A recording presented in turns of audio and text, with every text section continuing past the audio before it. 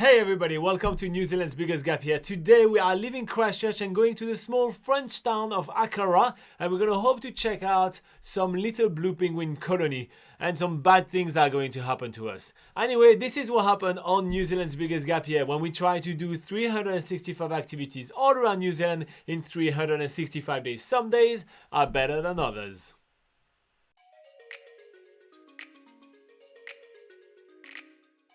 After a morning of Campervan certification that was pretty much useless, a bit of despair, okay, a lot of despair, and a lot of phone calls, we finally made it to Akaroa for evening activity.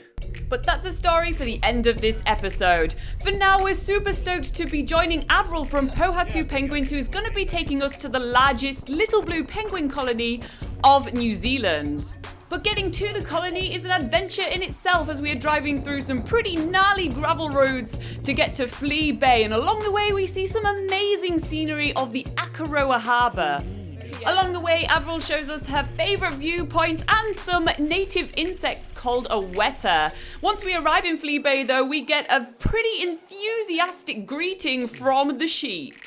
It's really weird to find sheep so domesticated. They are super enthusiastic about their food. They know that every single day at the same time the tour is coming and every single tourist is wanting to feed them. After feeding those voracious beasts, we are heading to a hangar where we're gonna be giving some camo gears to disguise ourselves for the penguins. What you doing, Laura? They call me the Ranger of Akaroa.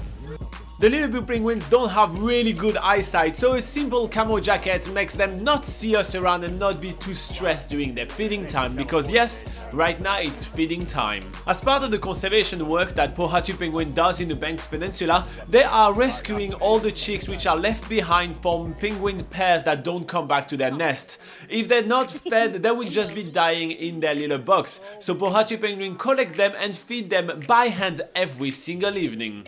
And everybody is a winner with that, because the little blue penguins are getting fed and get strong enough to be released in the wild and be able to feed for themselves, and we are lucky enough to be able to encounter the little blue penguin closer than ever. It's a really intimate experience and it's awesome to see their behaviors. They are really greedy. They are really greedy. On top of Flea Bay having the largest penguin colony in New Zealand, they also have their own special species. Little blue, this is a white flippard. So your white flippards are the Canterbury variant of the little penguin. The team from Pohatu Penguins have been looking after these little blue penguins for years, and this lady here, Shireen, is actually Avril's auntie, so it's a family business as well. She's feeding the little blue penguins some anchovies by hand, and she feeds about 6 chicks while we're here. During this super close-up encounter of the penguin feeding, there's loads of different guides around telling us about the life cycles of these little blue penguins, and also they are super keen to answer all our questions. It's a really interactive session and feels like a real personal experience as well. The feeding section is really interesting. First, we get to see those little chicks, which are all different stages of their life. Some of them still have a lot of down feathers, meaning that they're still really young and absolutely not ready to go in the wild by themselves. But some of them have completely lost their whole down feathers and they already look like adult little blue penguins, meaning that they're almost ready to be released. And after the interactive feeding session, it's time for us to go to see a lot of adult little blue penguins as we're heading toward the colony. Along the way, we stop at a few boxes just to help with the counting. So we are opening the box, making sure that there is a lot of wet feces, meaning that the birds are still coming to the nest, and we're counting how many chick there is. So we're actually looking at a variable oyster catcher with its chick. Yeah, so these are an endangered species, the variable oyster catchers, not to get confused with the pied oyster catcher. As we are making our way toward the main colony, we see a lot of stuff, and dusk is the best time to check the blue penguin colony because that's the time of the day when they are coming back from fishing for the whole day out at sea. Along a walking track on the cliff tops, there's loads of different viewing hides so we can watch the little blue penguins and not disturb their natural behaviour. But the penguins is not the only thing we're seeing seals and lots of other different seabirds and marine mammals. This tour felt like a super non-intrusive way to get close up to the little blue penguins. It was awesome. Pretty much our campervan has broken down. Just after its warrant of fitness. How? How does that happen? Every 6 months we get ourselves a certificate of fitness for the campervan so we can legally drive it in New Zealand, and today is the day. Knowing this campervan like I do, I think it's going to have a very slim chance of passing its COF. I think it's gonna pass its COF for the first time in its life. This camper will pass the COF. So apparently our campervan did pass its COF, so it's a certificate of fitness. So our campervan is fit for the road. It's roadworthy for an extra 6 months. How? I don't know, because it's clearly a piece of crap. But it's passed its COF. So legally we can drive it for a little longer. Yay! And little did I know that banking on driving this campervan a little longer was really optimistic. As soon as we hit the road, we are stopped by a big engine failure. Just passed the COF! Yay! There is no better feeling than parking the campervan on the side of the road, putting the warning signs on and trying to figure out what's wrong, right? Good thing is our activity today is at 6:30, so we've got plenty of time. Because the campervan is 3.5 ton, there is not even a chance for us to even be able to change a wheel by ourselves. So we have to call roadside assistance, which quickly have a look at the campervan and says, I think you don't have an engine anymore. So he's putting it on the back of the truck, and then we have to figure out where to put it and how to travel around. Our campervan is getting a piggyback ride.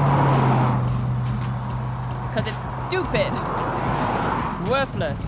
As we're making our way back to Christchurch in the roadside assistance truck, Robin is devising a plan of attack. Fuck off. Well, we might not get to do our activity tonight, so we need to film some stuff. Robin is phoning every car rental company in Christchurch because we don't want this adventure to end. We still want to be able to do 365 activities in 365 days.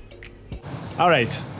So our campervan is in somewhere called Little River in the parking lot of a mechanic for the next week or so, because there were no one else that wanted to take our campervan for now.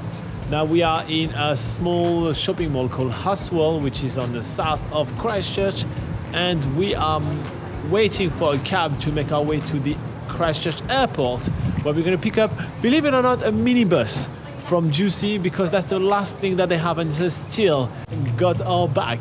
And they are here, rising to the occasion, helping us for the second time when a couple fucks it up.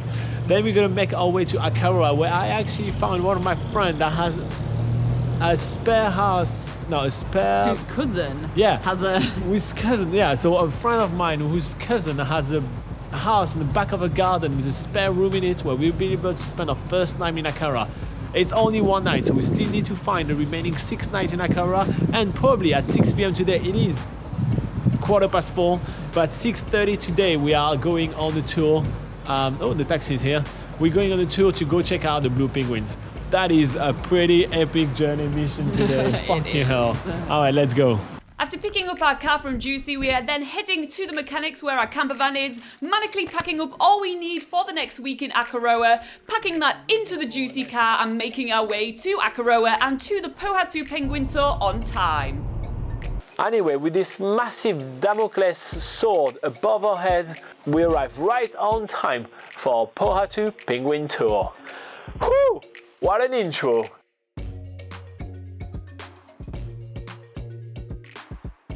Alright, how about that for a day out, honestly? Anyway, we will recover, we will find some ways to do things better. And some of the comments that we had during the first time we published the video was from Chasing Adeline, that says that that'd be so cool to feed the sheep and also the blue penguins. And yeah, she's also empathizing with us and saying that, wow, what an adventure, that's a day. But yeah, that was definitely a bit of a letdown of a day, but you know, we made it work. If you don't want to be scammed when buying a campervan, you make sure to check out nzpocketguide.com. We do have plenty of tips for you on there. It's New Zealand's largest travel guide, and we cover pretty much every topic. And if you have some questions of your own, make sure to join our live session. It's at 8 a.m. every single Sunday, NZ time, right here on YouTube. And we do the NZ Travel Show where we answer all your questions. If you feel like supporting us, hit the like button, hit the subscribe button, join us on Patreon, and I'll see you in the next video. Bye-bye.